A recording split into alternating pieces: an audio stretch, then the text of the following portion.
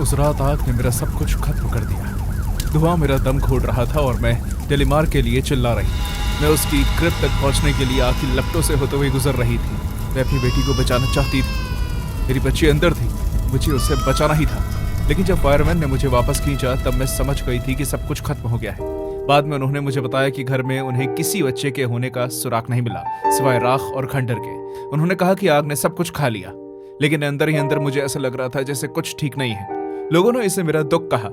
उन्होंने कहा कि मुझे सब कुछ भुलाकर आगे बढ़ना चाहिए, लेकिन एक माँ जानती है, जब मैं खाली कब्र पर खड़ी थी तब भी मैं उसकी धड़कन बाहर महसूस कर सकती थी, बेहोश लेकिन जीवित। 6 साल तक मैं उस दर्द को चुपचाप सहती रही। रात रात भर मैं अपने सपनों में उसकी चीखें सुनकर हांफते हुए जाग जाती। लोग मुझसे कहते कि मैं पागल हो गई हूँ और मैं अपनी जिंदगी को समेट नहीं पा रही, लेकिन उन्होंने मेरे दिल में चल रही फुसफुसाहट को नहीं सुना। फिर पार्टी आ गई। मैं जाना नहीं चाहती थी। भीड़ में मुझे घुटन महसूस होती थी, लेकिन मेरी कजन ने मुझे आने के लिए जोर डाला। ये तुम्हारे लिए अच्छा रहेगा, उसने कहा। घर गानों की गूंज से, हंसी ठहाकों से झूम रहा था। बच्चे इधर उधर दौड़ रहे थे। मैं कोने में खड़ी रही और ना देखने की कोशिश करती रही। और फिर जब मैंने उसे देखा तो वो गुब्बारे के पास खड़ी हुई थी। जब वो कदम आगे बढ़ाती तो उसके बालों के कर्ल्स हिलने लगते। वो हंसती, उसकी खिलकारी इतनी जानी पहचानी थी कि मेरी सांसें रुक गई। वो डिम्पल्स, उसके डिम्पल्स। नहीं, मैंने टेबल का सहारा लेते हुए खुद से कहा। मेरा हाथ कांपने लगा। मुझे अपने दिल की धड़कन सुनाई देने लगी। ऐसा नहीं हो सकता। मैं अपनी ड्रिंक को ठीक करने के बहाने से उसके और पास चलने लगी, लेकिन मेरी आंखों ने कभी उसे नजर नहीं हटाई। वो झुकाव साफ तौर पर उसका था। मेरे दिमाग चिल्लाने लगा, ये नहीं, ये वही है, ये वही है। लेकिन कैसे? मैं बस यूं ही उसे गले नहीं लगा सकती थी। लोगों को लगता कि मैं पागल हो गई हूँ। वो एक औरत के साथ थी, कैरोलिन कोरिया। उस नाम को सुनकर मेरे रोंगटे खड़े हो गए। कैरोलिन एक बार मेरे घर पर आग लगने से पहले आई थी। वो इस लड़की को अपनी बेटी आलिया बता रही थी। जैसे ही मैंने ये सुना, मेरे कानों को जैसे यकीन नहीं हो रहा था। मुझे खुद से पक्का होने की जरूरत थी। मैं धीरे धीरे उनके करीब जाने लगी, जबरदस्ती मुस्कुराई। हाय स्वीटहार्ट, मैंने उस बच्ची की तरफ झुककर कहा। उसने अपनी बड़ी बड़ी मासूम और जिज्ञासा से भरी आंखों से मेरी तरफ देखा। जब मैंने उसकी तरफ हाथ बढ़ाया तो मेरे हाथ कांपने लगे। तुम्हारी वो ढीली हो गई है, मैंने उससे कहा और ठीक करने की कोशिश की। एक क्विक मोशन में मैंने उसके कुछ बाल खींचे और उन्हें अपनी जेब में रख लिया। मैं लड़खड़ाते पैरों के साथ वहां से निकल गई। मेरा दिल जोर से धड़क रहा था। डीएनए के नतीजों का इंतजार करना सबसे मुश्किल काम था। मैंने बहुत ही मुश्किल से खाना खाया और बहुत ही मुश्किल से सो पाई। अगर मैं गलत हुई तो? लेकिन जब फोन आया तो डिटेक्टिव की आवाज ने मेरे शक को चकनाचूर कर दिया। डीएनए मैच हो गया है, वो तुम्हारी बेटी है, मेरे घुटनों ने जवाब दे दिया। मेरी आंखों से आंसू बहने लगे। डेलिमार जिंदा थी, लेकिन इसके पीछे की सच्चाई भयानक थी, जिसके लिए मैं तैयार नहीं थी। उस रात कैरोलीन ने उसे चुरा लिया था। उसने डेलिमार को उसकी क्रिब से उठाया और अपने पैरों के निशान मिटाने के लिए घर में आग लगा दी और 6 साल तक उसे अपनी बेटी बताते हुए पाला। मैं कोर्ट में कैरोलीन के सामने बैठी थी। मेरे हाथ गुस्से से कांप रहे थे। उसे अपनी हरकत पर कोई पछतावा नहीं था। उसकी आवाज ठंडी पड़ चुकी थी, जैसे वो अपने इस काम से संतुष्ट थी, अपनी हार मान चुकी थी। पेड्रो, मेरे एक्स ने अपने हाथों से डेलिमार उसे दे दी थी। मेरे दिल एक पल के लिए रुक गया। पेड्रो, वो आदमी जिसने मुझे उस वक्त संभाला था, वो डैड जिसने मेरे साथ शोक मनाया था, क्या वो मुझे धोखा दे सकता है? पुलिस को पेड्रो पर लगे आरोपों का कोई सबूत नहीं मिला और इसी वजह से पेड्रो को कोई सजा नहीं हुई। लेकिन उसके शब्द मेरे जहन में बस गए और उन्होंने मेरे अंदर पेड्रो के खिलाफ जहर भर दिया।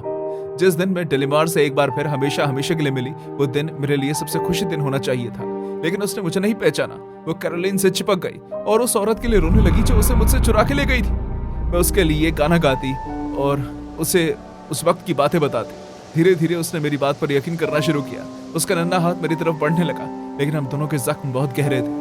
आज भी इतने सालों के बाद मेरी रात में नींद खुल जाती है। मैं पसीने से भीगी हुई होती हूँ। मुझे आग की लपटें, कैरोलीन की आवाज और उस पार्टी की खोखली किलकारियां सुनाई देती हैं जहां मुझे अपनी बेटी मिली थी। ये सिर्फ नुकसान की कहानी नहीं है, ये अस्तित्व की कहानी है, आग और झूठ की, एक माँ के प्यार का जो कभी नहीं मरता। उन्होंने मुझे बताया कि मेरी बेटी मर चुकी है, लेकिन मैं हमेशा से जानती थी, एक माँ को हमेशा पता होता है। लुजाइना क्वेवास को यह बताया गया था कि उनकी बेटी आग में जलकर मर चुकी है। 6 साल बाद एक पार्टी में वो एक बच्ची से मिली जिसके टेम्पल ठीक उनकी बेटी जैसे थे और शक के घेरे में आकर उस बच्ची के बाल ले लेती है। डीएनए टेस्ट में कंफर्म होता है कि उसकी बेटी है डेलिमार। अपहरण करने वाली औरत कैरोलिन कोरिया, जो डेलिमार के डैड पेड्रो वेरा की कजन थी, उसने बच्ची को अगवा किया और अपने निशान छुपाने के लिए घर में आग लगा दी। उसके बाद कोरिया ने मेरी बेटी को अपनी बेटी बताकर उसका पालन किया और उसका नाम बदलकर आलिया हर्नांडिस रख दिया। एक और चौंका देने वाला मोड़ तब आया जब कोरिया ने दावा किया कि पेड्रो ने उसे बच्ची दी थी।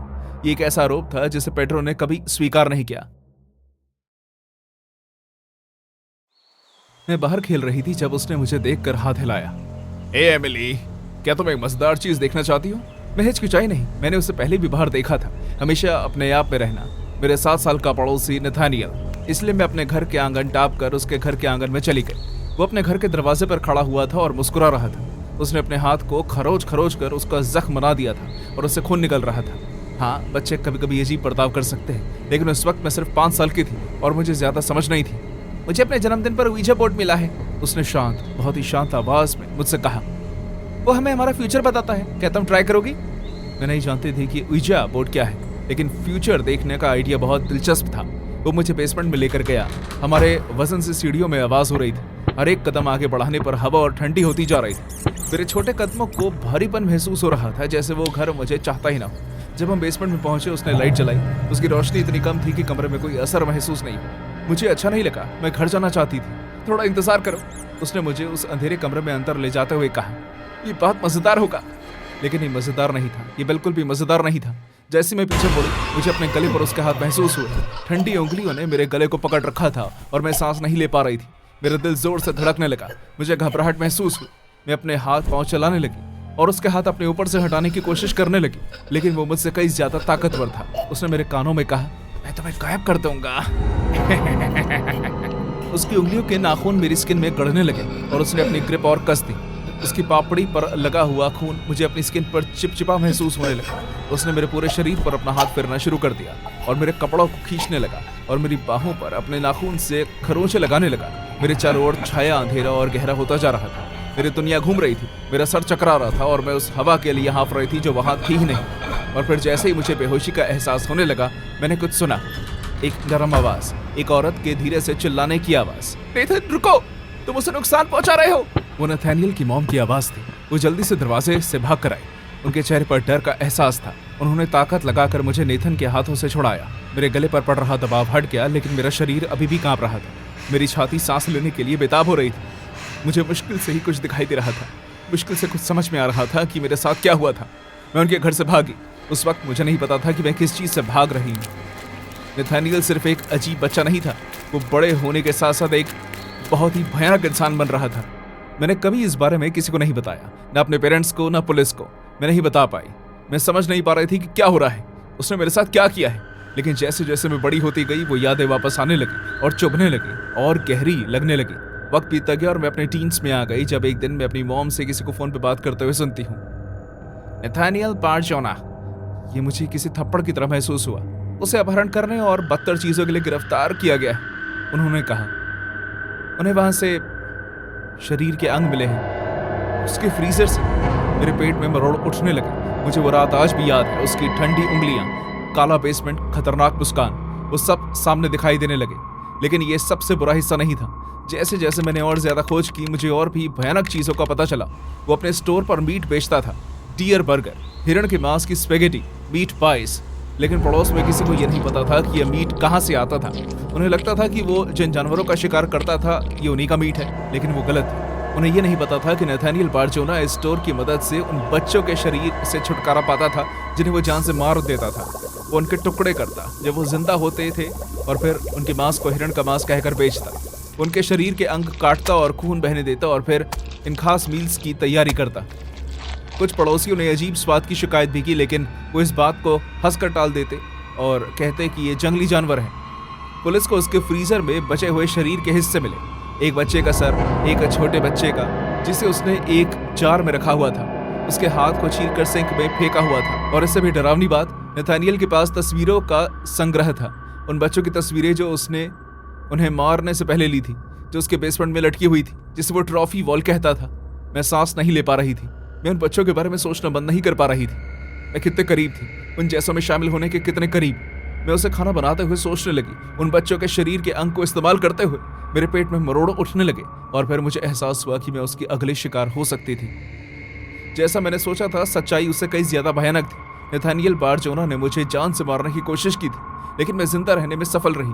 पेरेंट्स को छोटी उम्र से ही अपने बच्चों पर कड़ी नजर रखनी चाहिए। FBI सीरियल किलर की प्रोफाइल के अनुसार 70% सीरियल किलर कम उम्र से ही इस तरह के चिन्ह देने शुरू कर देते हैं, जिससे उनके तंग मानसिक संतुलन का पता लगाया जा सकता है। आज तक भी जब मैं अपनी आंखें बंद करती हूँ, मुझे उसका चेहरा दिखाई देता है, वो ठंडी आंखें, टेढ़ी मुस्कान, और मुझे अंधेरे में उसकी आवाज सुनाई देती है, अगली तुम हो। नथानियल बारजोना एक दोषी अमेरिकन चाइल्ड प्रेडेटर और कैनिबल था। वो 1996 में एक 10 साल के बच्चे के लापता होने से जुड़ा हुआ था। हालांकि इन चार्जेस को कम सुराग होने की वजह से खारिज कर दिया गया था। बारजोना का मुश्किल सजाओं से बचने का एक लंबा इतिहास रहा है, अक्सर कानूनी खामियों या साइकेट्रिक एवेल्युएशन की वजह से। बारजोना के घर में पुलिस को बच्चों के अंग का इस्तेमाल करने वाली कई रेसिपीज भी मिली, जिसके टाइटल थे लिटिल बॉय पॉट पाई, फ्रेंच फ्राइड किड, और उसके फ्रेजेस कुछ ऐसे थे, दोपहर का खाना भुने हुए बच्चे के अंग से किया जाता है, और barbecue be some young guy. Decode की गई पत्रिकाओं में बारजोना ने पड़ोसियों को इस खाने को परोसने के बारे में लिखा है। ग्रेट फॉल्स में बने बारजोना के पिछले घर की छानबीन के दौरान पुलिस ने गैरेज के कुछ हिस्सों को खोदा और उस मिट्टी के अंदर उन्हें इंसान की हड्डियों के 21 टुकड़े मिले। हालांकि आखिर में यह बताया गया हड्डियां एक अनजान अफ्रीकन अमेरिकन बच्चे की थी, एक लड़के की जिसकी उम्र 8 से 13 साल रही होगी। बाद में उसे पैरोल की संभावना के बिना 130 साल की उम्र कैद की सजा सुनाई गई। वो बहुत सालों तक उस जेल में सड़ता रहा, लेकिन शारीरिक बीमारियों के कारण उसकी मौत हो गई।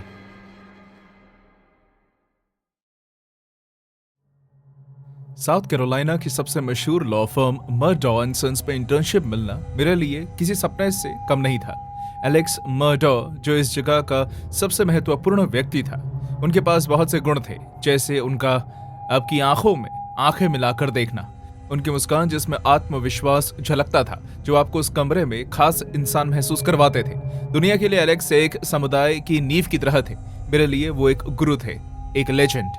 7 जून 2021 की शुरुआत साउथ कैरोलिना में किसी भी आम उमस भरी शाम की तरह थी। हवा में भारीपन था, सिकारेस गुनगुना रहे थे और मुडा एस्टेट की खिड़कियों से मैग्नोलिया फूलों की हल्की खुशबू आ रही थी। उस शाम एलेक्स अचानक ही ऑफिस से जल्दी चले गए। सारा दिन से उनका ध्यान भटका लग रहा था, वो यूं ही चक्कर काट रहे थे, उनके माथे पर शिकन था। उन्होंने उस शाम गायब होने से पहले परिवार की इज्जत, इन शब्दों का इस्तेमाल किया। घंटों बाद शांत रात में खबर बिजली की तरह फैल गई। मैगी और पॉल मर्डॉ, उनका सबसे छोटा बेटा और बीवी, मर चुके थे। उनकी हत्या कर दी गई थी। डिटेल्स भयानक थी, ऐसी जिन्हें सुनकर आप डर जाएं। पॉल को बहुत ही करीब से 2 बार गोली मारी गई थी। उसकी छाती टुकड़े टुकड़े हो गई थी और उसका चेहरा, हे भगवान, उसका चेहरा ऐसा लग रहा था जैसे उसके चेहरे पर विस्फोट हुआ था, जिस वजह से वो फट गया था और उसे पहचानना मुश्किल था। मैगी की लाश कुछ मीटर दूर उनके डॉग हाउस के पास फैली हुई पाई गई। उन्हें राइफल से कई बार गोली मारी गई थी। जब उसने भागने की कोशिश की तो गोलियों से उसकी पीठ फट गई। उनके शरीर के नीचे खून जमा हो गया था, जो उनके घर के गार्डन में गई हुई बड़ी लाइट के नीचे चमक रहा था। अगली सुबह जब एलेक्स ऑफिस आए तो वो दुख से चूर आदमी लग रहे थे। उनका सूट ढीले ढंग से फ्रेम पर लटका हुआ था और उनके बाल बिखरे हुए थे।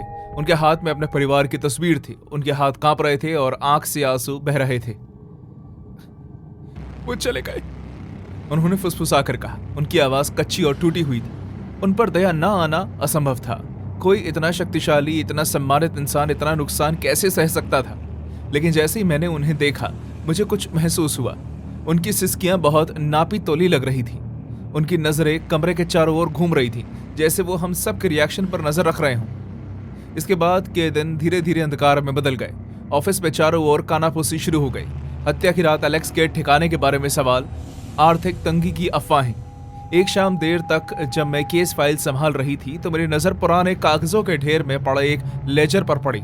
जैसे ही मैंने पन्ने पलटे, मेरा पेट फूल गया। नंबर्स झूठ नहीं बोलते। एलेक्स पैसों में घपला कर रहा था, करोड़ों का। जैसे ही मैंने ये सब एक साथ जोड़ा, मेरा दिल तेजी से धड़कने लगा। कस्टमर्स का हिसाब किताब हवा में उड़ गया था, उन खतों में खो गया था जो कहीं मेल नहीं खा रहे थे। फिर वो रात आई जब मैंने उसे फोन पर सुना। मैं देर तक काम कर रही थी जब उसकी तेज और धीमी आवाज ऑफिस की पतली दीवारों से छन कर आई।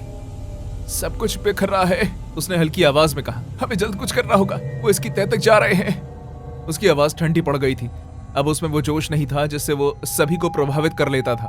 तब जाकर मुझे पता चला कि एलेक्स मर्डॉ एक दुखी पति या पिता नहीं है, वो कुछ छुपा रहे हैं, कुछ बहुत भयानक। 2023 की शुरुआत में जब मुकदमा शुरू हुआ तो दुनिया ने एलेक्स मर्डॉ का असली चेहरा देखा।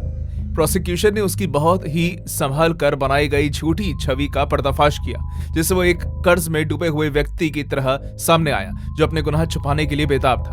और सबसे खतरनाक बात, अपने साम्राज्य को बचाने के लिए उसने अपने ही पत्नी और बेटे की हत्या कर दी थी। कोर्टरूम सबूतों और भावनाओं का युद्ध क्षेत्र था। बैलिस्टिक्स रिपोर्ट से पता चला कि हत्याओं में इस्तेमाल किए जाने वाले हथियार मर्डॉ परिवार के ही थे। फोन रिकॉर्ड में हत्या से कुछ मिनट पहले पॉल द्वारा रिकॉर्ड किए गए वीडियो में एलेक्स की आवाज दिखाई गई, लेकिन एलेक्स का यह कहना है कि उस रात वो अपने घर पर था ही नहीं। प्रोसिक्यूशन ने जो कहानी सामने रखी वो रोंगटे खड़े कर देने वाली थी। उस रात पॉल ने एलेक्स से गायब हुए पैसों की बात की।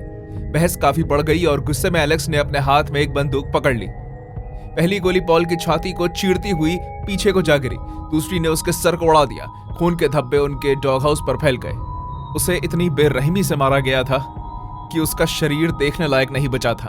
गोलियों की आवाज सुनकर मैगी घबराते हुए बाहर आई। गीली घास पर उसके पैर फिसलने लगे और ये उसकी मौत का कारण बन गए। उसके पास चिल्लाने का समय भी नहीं था कि इतने में राइफल तान दी गई। पहली गोली उसकी पीठ को चीरती हुई निकल गई।